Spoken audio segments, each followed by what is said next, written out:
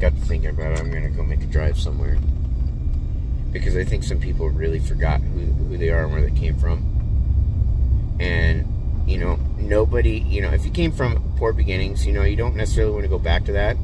But to hate people who are stuck in that just shows what kind of person you are. And where these people began, it wasn't necessarily poor beginnings. It was just, it wasn't necessarily good either, but yeah.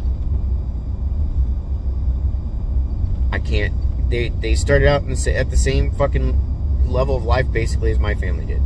Or myself, I should say, because my mom's side of the family is definitely fucked up.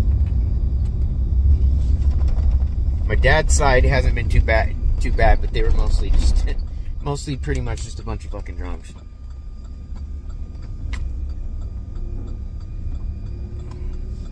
Generally fairly good people. My grandma, we used to call it, well, not we, but, well, my mom and my cousins and my aunts and all, they call her a bulldog at times. 'Cause my grandma was small, but she didn't take shit. Wonder where I got that from. It didn't matter if she was at risk of getting her own butt kicked or not. She wasn't afraid to say what she needed to say.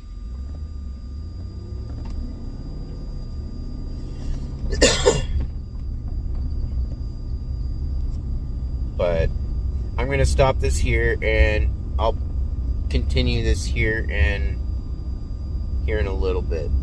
Okay? So, yeah. I'll be right back. For you guys, it'll be in a moment. But for me, it'll be probably another 5-10 minutes. Yeah, I'm back.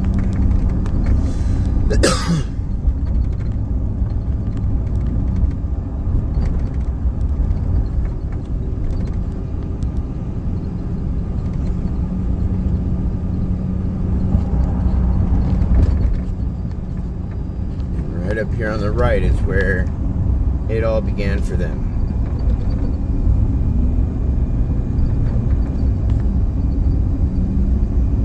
This is back when the family actually could accept me for me.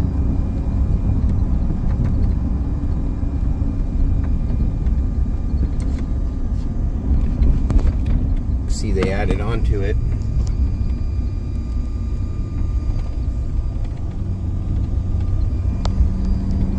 Well, I'm going to go ahead and cut this for a second, and I'll flip back around and go back the other way. Sorry, I had someone following me a little bit there, and it was making it hard for me to turn around. So I had to drive up a little ways. But if that person's watching this, they'll recognize this shit. So what hurts the most is this person, when I fell in love with them, and we first met, money wasn't, and I know we were teenagers then. But we understood even then that that love didn't have a price on it. And we also understood that a relationship doesn't work if all you do is worry about somebody else.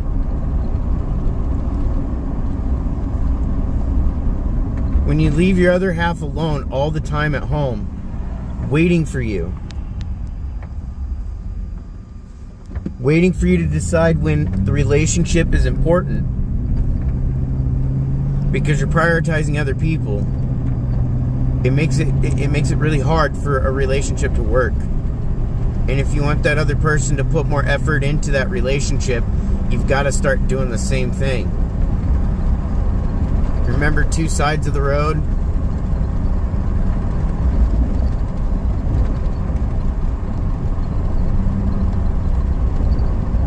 My happiest days outside of getting to raise my younger son and then getting to be a part of my older son's life too when he was allowed to come back around.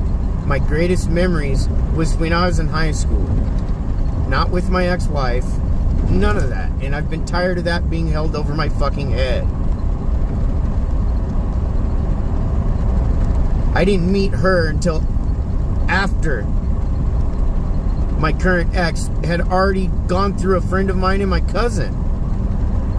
So to be holding those types of grudges and angers towards me, it's unnecessary and it's wrong. That's saying that they had right to dictate my life and relationships the entire time. This is where everything began for us. And I love this woman. If I didn't, I wouldn't know where she lived when we first met. Trees are all gone. They added on to the house, obviously.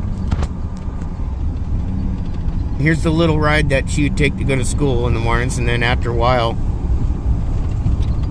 when they moved into Oregon City, her mom would drop her off at my house. And this is, when she was pregnant and all that stuff. And my mom would take us to school. And then after a while, I was getting to be a dumbass in high school and got my ass kicked out for skipping too much.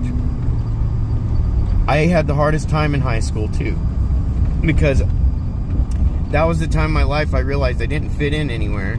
And the only people who made me feel like I was normal and fit in was people like my friends Jess and Nate and Melissa. So I mean, I think people need to ask themselves, especially that person, how do you think somebody who's loved you that long is going to feel, and how is it going to affect them when you make them feel like they don't matter, while they sit and wait for you day in and day out, and all that they're good for is to pay the bills and cook you dinner? It's not fair. And everything was great until I was taking jobs that were paying a little bit less because we needed bills paid. And then it went to shit after I ended up disabled. And it's never ended.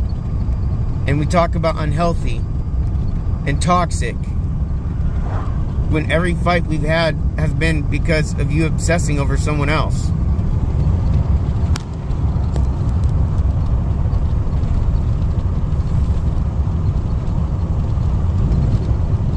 I know that you've gone through my phone at different times, and she has, and it's created fights.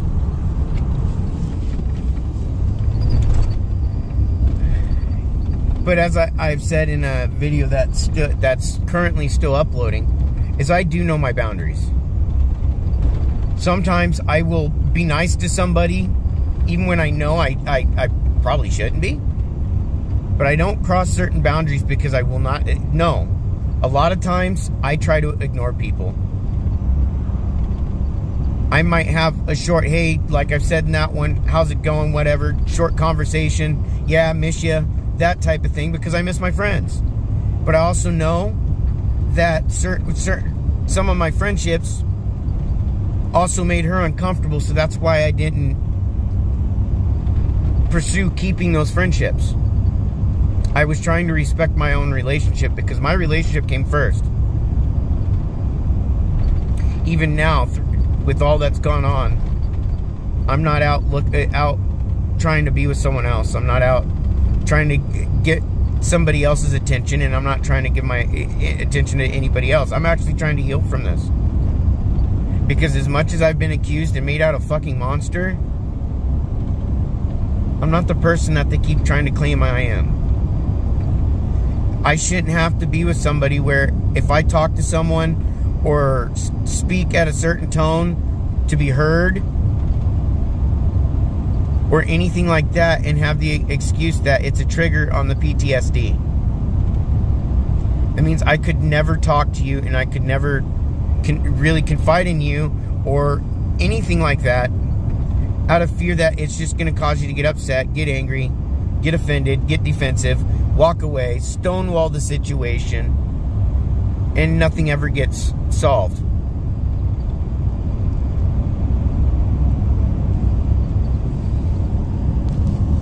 I should have learned a long time ago that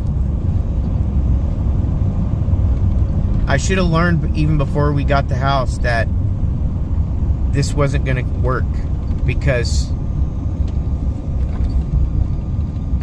whatever prejudice that you have towards people who are disabled and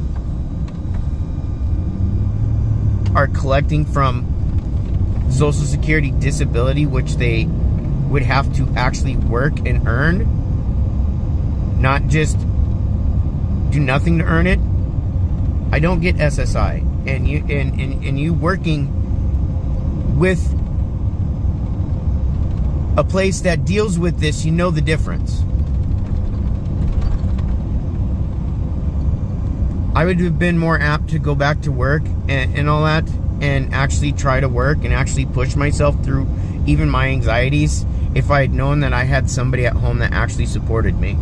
And I'm not talking financially, because that wasn't the issue. It's I needed somebody there. I missed my fiance. I missed her company, and even when she was there, she was still too busy putting her attention elsewhere to somebody else. Whether it was friends or a fling. And the reason why I made a comment at one time that I deserved better is because I didn't deserve to be alienated like I was and being demonized. Being fucking treated like shit like that. Expected to fucking do all this shit for somebody who has actually been cheating on me on a regular basis since getting that home. They'd cheat, come back. Cheat, come back. Cheat, come back. Until they destroyed who they are as a person, and they destroyed me. For what? Because you forgot where you came from. Your mom forgot where she came from.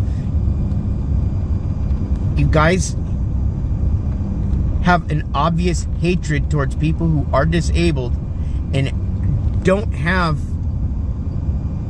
the ability to do what everybody else can. I'm sorry. If I would rather have a chance, I would have rather have had the chance to walk down the aisle with her than have to be wheeled down the aisle.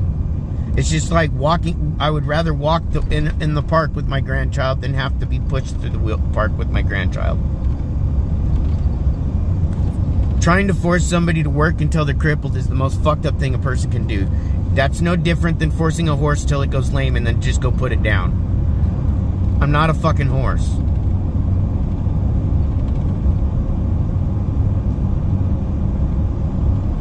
I never forgot where you came from, and I never forgot where I came from. I never forgot the strawberry shortcake wallpaper. I never forgot the wandering around all over the tree farm, or your mom buying me cigarettes from Lone Elder's store. I haven't forgot any of that. I didn't forget who the first person was that I went to when my mom was abusing me after we had separated, and I went straight to you late that one night because my mom was pulling her shit, and I went and slept on the floor between your bed and the wall. The same shit that I was starting to deal with you.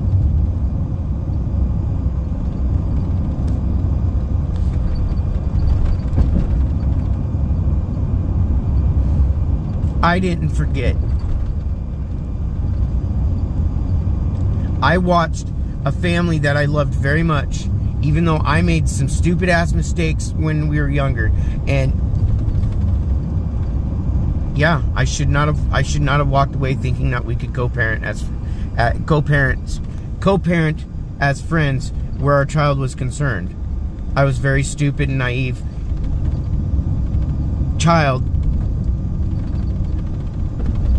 to even be doing to have done that. I should have stuck by, and I know this. I even have the conflict though that if it hadn't happened, I wouldn't have had Christian, and you wouldn't have had your other two that you love so much.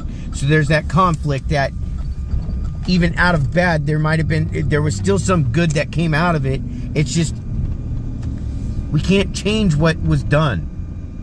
And the only thing that can be fucking changed is the constant fucking hate, the constant shit talking, the constant lying, the constant demonization, and forgetting where we began.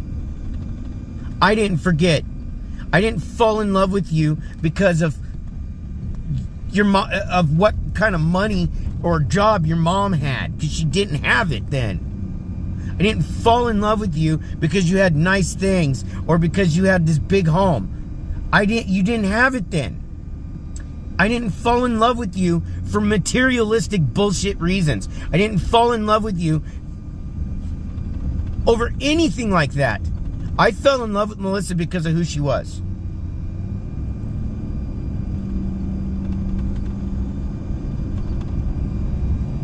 And yeah, I admit, she was the first one that, at the moment I laid eyes on her, I fell in love with her. I had the absolute biggest crush, and I didn't know how to speak to her. And looking back, and now knowing that I've been autistic this whole time, I now know why that I was more strange about how I communicated things.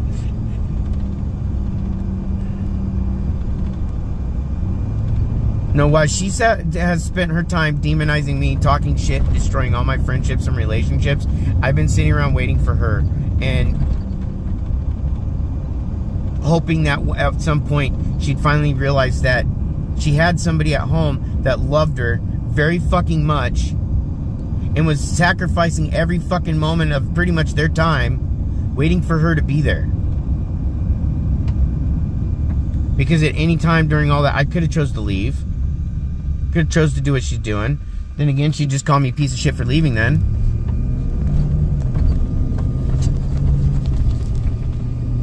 Because no matter what, it would be my fault.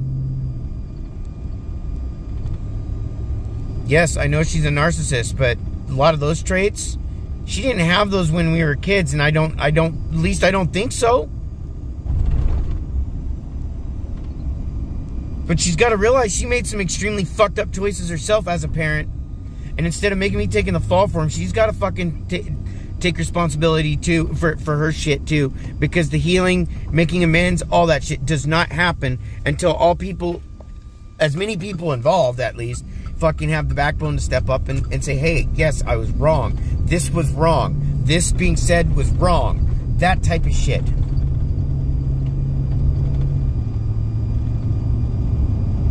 I already know I shouldn't have walked away, and it's one of the biggest regrets I had. And have always had.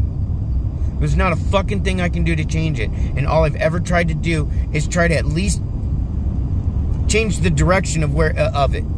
But that got all done.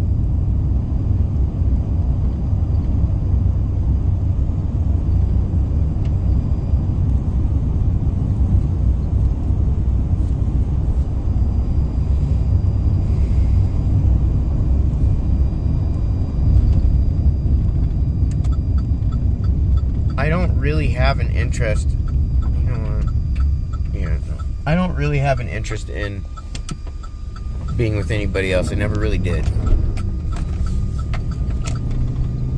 There are moments there and all that where I would talk to other people and all that stuff, but I wouldn't even allow it to go into to that part. It was just having someone to talk to. And most of the time I didn't even talk on the phone. So I don't like talking on phones. But I know on occasions I'd get messages at different times and I'd see them and just delete them because it's like, no, I'm not responding to that.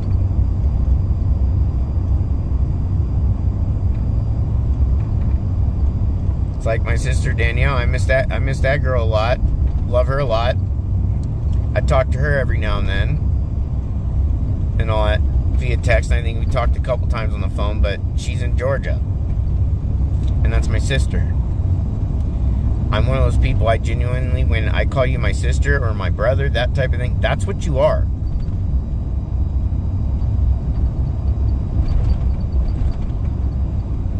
When I'm with somebody, I don't go out and fuck around. I don't go looking for somebody to fuck around with.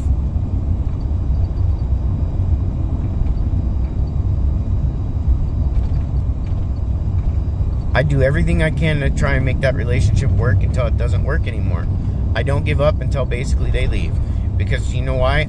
I learned from the mistake of leaving Melissa back then when we were teens.